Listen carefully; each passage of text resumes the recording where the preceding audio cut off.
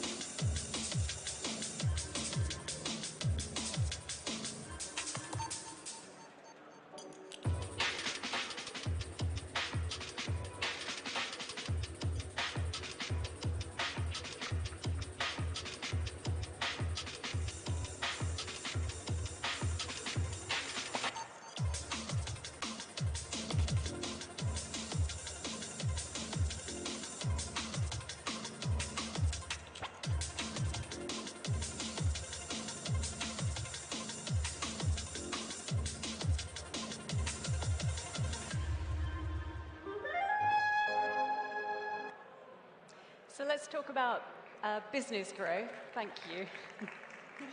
Let's talk about where growth comes from and the general life cycle of any company, and you might have experienced one or two of these yourselves. So there's early life, isn't there, when you're fighting for viability. You've got a great idea, you need to connect it with an audience, you need to get funded to bring it off the ground. Then you hit a scaling phase where you're beyond viability and you're now starting to very rapidly grow as fast as you can so that you can become established.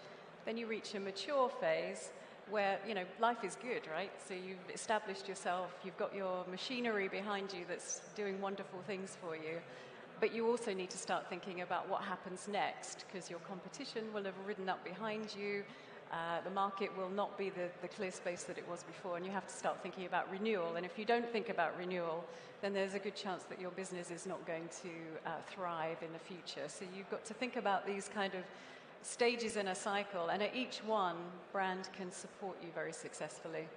And I'm going to talk you through a few examples from each of those stages in the cycle.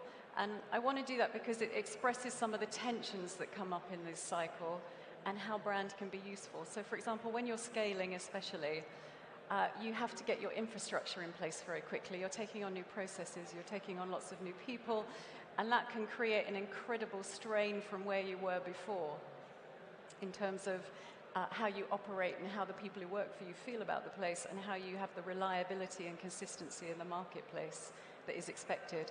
And then, of course, when you hit the maturing stage, perhaps the culture and your operations are not going to help you become very innovative as you start going into a renewal phase. So you have to think about how you're going to change some things to be really successful.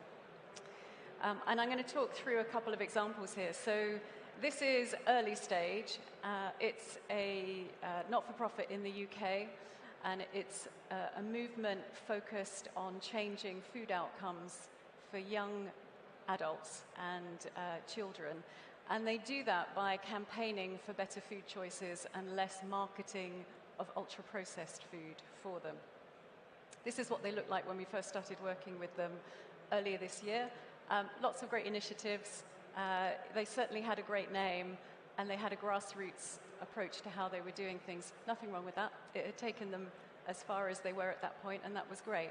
But what they needed was a much stronger narrative and some cut-through. And they also needed to get more particular and focused and definite about who they were and who they were aimed at as they wanted to start generating more effect in the world, more impact. And this is what we did with them. So we asked them if they'd be comfortable changing how they viewed themselves slightly, so calling themselves a youth activist movement, which located them more strongly in their roots in terms of who this was coming from and how they were going to make the changes that they wanted to. We suggested they kept the name because that felt great, but we also suggested that they started to take on the marketing tactics of the people they were really focused at, which is junk food giants, as we coined the term with them, and the tactics that were used to market to these young people and in the way that they were unhappy about. So we made that connection much tighter. And then we created a whole visual and verbal language that they could use to be able to do that very successfully in a campaign-led sense.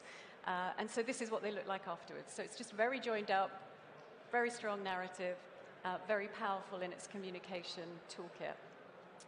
Let's talk about another case that involves scaling. So cast your mind back, if you can, to 2008. It's a wintry night. A couple of guys come out of a tech event in Paris this time, and they can't get a ride. And the idea of Uber is born. Less than 10 years later, this thing's going gangbusters. It's worth an absolute fortune. It's not just a good idea, it's a really good idea, and lots of other people are doing this too.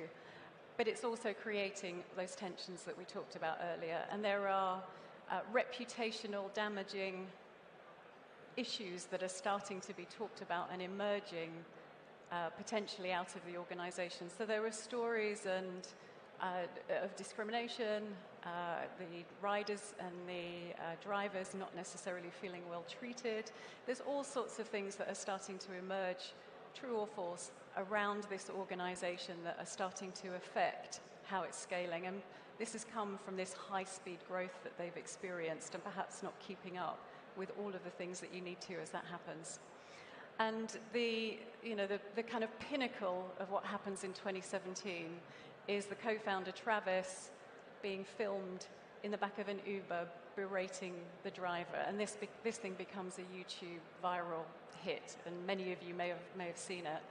So June 2017, Travis exits. There's a new sheriff in town, and his name is Dara, and he arrives from Expedia. He's been there for, I think, 17 years. He's got experience in this game. And some of the things that you would naturally think would happen operationally as something is starting to establish itself at this level are starting to be put in place. And it's necessary because the growth is still continuing and it's still there. So they're in multiple countries, multiple markets. They're doing things beyond simply ride sharing, and they're reaching their 10 billionth trip. And they do three things that are really important from a business perspective and from a brand perspective. The first thing they do is they start to think about the future beyond a ride-sharing app and how expansive and big that could be. And so we go through a process of imagining what that could be. And the outcome of that is the mobility platform.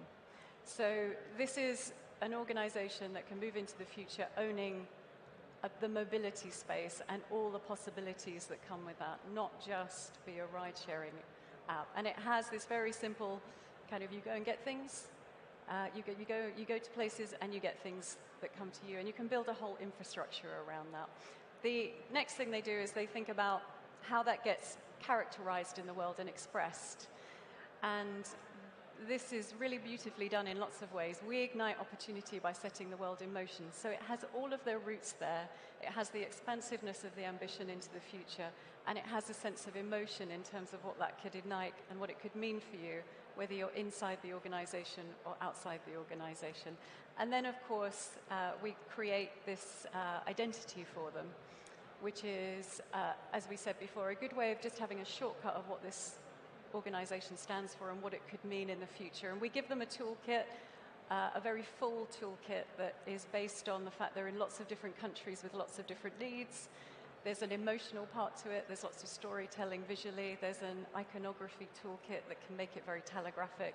And the whole thing is made very accessible so that whatever, whether you're neurotypical or neurodiverse or wherever you are in the world, you can access this thing in a way that's useful and valuable to you. So that's a sort of a snapshot of how they start to scale and establish their dominance in the marketplace globally. And then the last example I'm going to talk about, and obviously they successfully IPO'd, and you can see them moving through that strategy, not least of all with the travel super app push that they're on at the moment, according to the FT.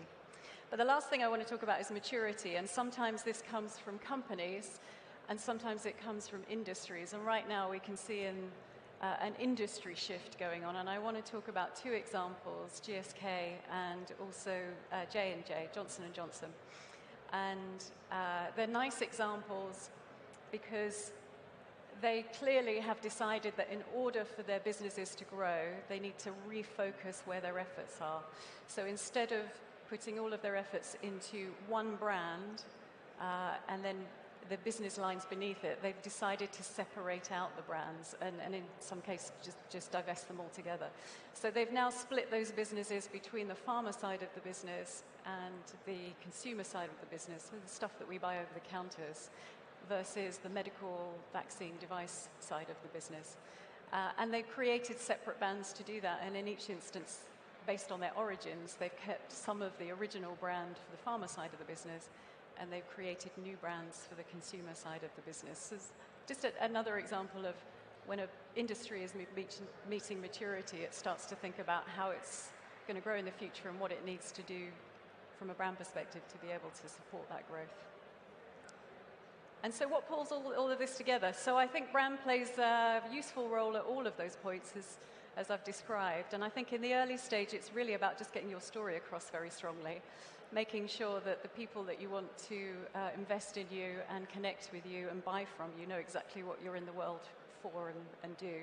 As you scale, it's really useful in supporting your trajectory and your aims, and as you become more expansive, it can help you with your culture in terms of gluing everything together in a way that perhaps is not there previously, emotionally as well as operationally, and also set your future direction and find a way of talking about that in a very compelling way.